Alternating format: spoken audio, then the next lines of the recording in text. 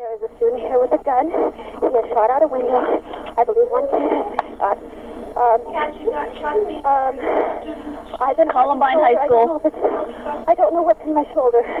If it was just some last week or what. Okay, has anybody been injured, ma'am? Yes.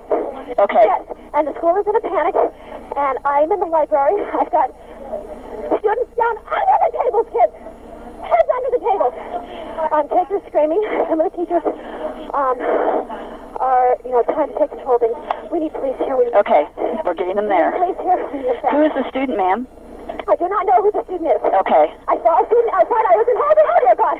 Okay. I was on hall duty. I saw a gun. I said, what's going on out there? And he said, oh, it's probably for video protection. It's probably a joke. I said, well, I don't think that's a good idea. And I went walking outside. I think he was down to see what was going on. He turned the gun straight at us and shot. And my God, the window went...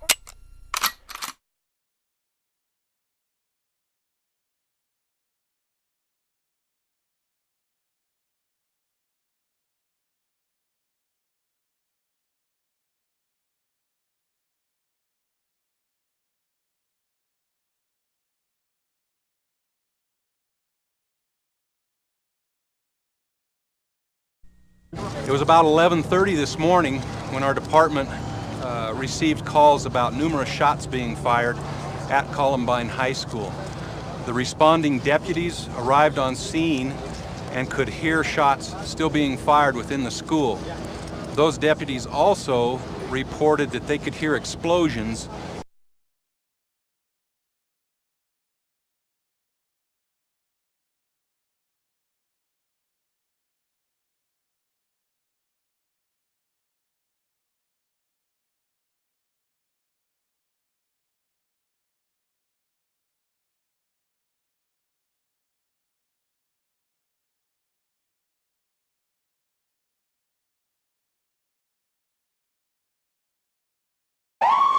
They came into the library. They just started shooting at everyone. Bring this thing in here, swing it around. Everyone at my table was shot. Everyone at my table was shot. Everyone was at my table was shot. And then they left and they're like, I gotta reload. Come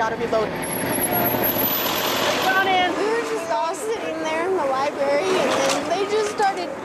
All you hear is like firecrackers, and then I looked out the window, and there's a kid with a trench coat and a shotgun throwing pipe bombs in the parking lot, and then he shot a girl outside.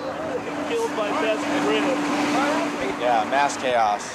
They pulled them down out of police cars from the back of the school to get them away from the school, and they set up a triage area here, I think, just to get the wounded as quickly as they can. Here comes another car down now. They're just bringing them down as fast as they can find them, and they're getting them out of there, getting them away from the school, getting them fixed up, stabilized, and then getting them to the hospital from here. The people that were shot were seniors. I've known these people for like 4 years. 4 freaking years, and they ended up do this. We're gonna graduate in like 17 days, and they feel like ending everyone's life like now. What do you want us to take? This one. And then he came into the cafeteria, and you could hear like bombs and shotguns going off. And then he came into the library and shot everybody around me. Then put a gun to my head and asked if we all wanted to die, and he was gonna kill us if we were of color, and if we had a hat, and if we were his played sports. We can find my brother. You weren't in there with any of this? No. We're trying to find my brother. My sister called, and she said that they were all hiding in the media room at the school. I think that's upstairs, and there was a couple people with her. She had to talk really quiet, and she said that there were people walking around up there and stuff. So she said she's okay, but they're just hiding and waiting in there. Just freaked out, that's all. I just wanted to come out. My feeling is we have a lot of things that are just out of hand anymore, and this is what's going to happen. The world's just getting more violent, and we're just allowing guns to roam the streets, and this is what's going to happen. It was just horrible. The worst experience of my life. Although he was shot 4 times, Mark Taylor is one of the lucky ones. Lucky because police got to him quickly after he was shot outside an entrance to Columbine High School and dragged to safety. I thought I was going to die. Lucky because doctors say he will be okay. I was just standing with my friends, and I heard a gunshot, and I felt a pain in my leg, and I fell. And I fell a couple more and I just dropped. And then I saw him with a grenade. And he was coming towards me. And then a police officer came and he ran off. Mark Taylor was shot once in each leg, but will walk again.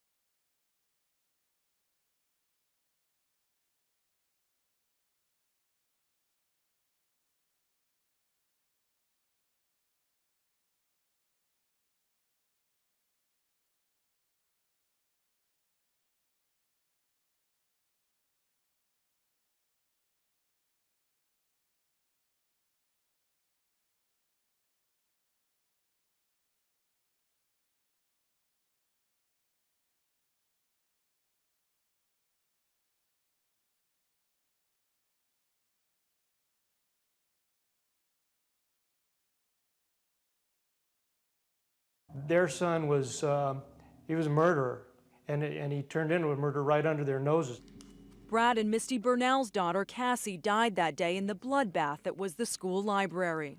The Harrises and the Klebold's weren't paying attention to their boys, didn't take matters seriously, and weren't firm enough parents. They should have separated Eric and Dylan and forbidden them to see one another. Susan Klebold's essay provoked a strong reaction from Brian Rohrbaugh as well. He lost his son Daniel.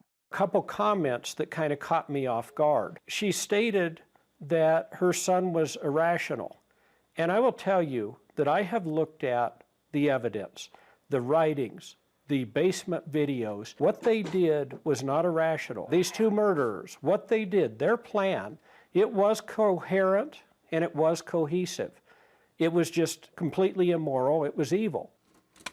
The Burnells believed the black trench coat, Dylan's depressed mood, a prior arrest for breaking into a van with Eric Harris should have set off an alarm. I really feel like Mrs. Klebold is focusing very much on her son's suicide and not the horrific homicide that he caused. And for me, I think that she feels like the most tragic thing that happened throughout this was her son's death.